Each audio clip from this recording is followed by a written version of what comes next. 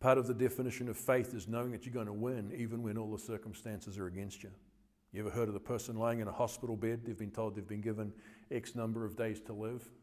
10 years later, they're still alive and well. Yeah, we hear it all the time, don't we? A number of years ago, I lived in Wellington. And there was an event I wanted to attend in Christchurch. I had a ticket to fly down. It was a staff travel ticket, so it was free, but it was also the lowest priority. And it just so happened that on the day of the flight, it started to snow in Christchurch, and Christchurch Airport was closed. I got a message through to my phone saying, don't come into the airport. All flights into and out of Christchurch have been cancelled. Your flight's cancelled. Stay home. So me being me, I jumped in the car and drove to the airport, didn't I? I got to the counter and the lady says, sorry, didn't you get the text message? And I said, I did get it, I did. Thank you for that, but I'm going to Christchurch tonight.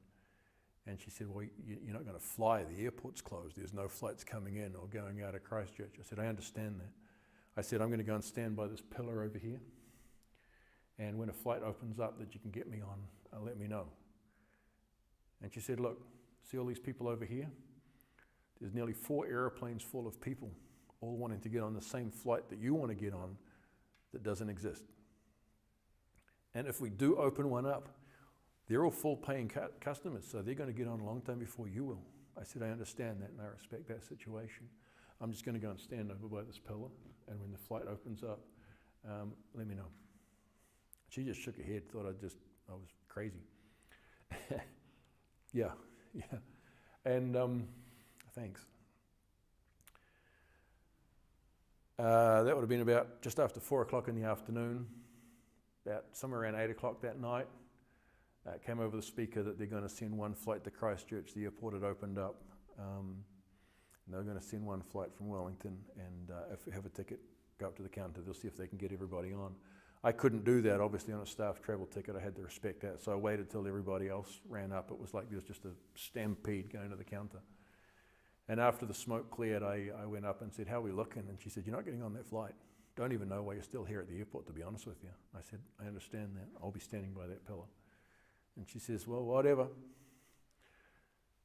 10 minutes later, she came over to me with a boarding pass in her hand.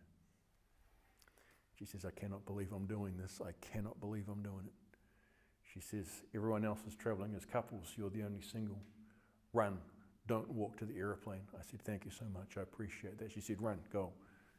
And she handed me the thing, and I got on the flight.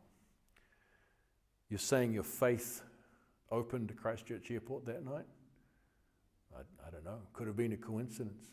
But what's the chances of the airport opening and me getting a seat on that flight? Really? But I did.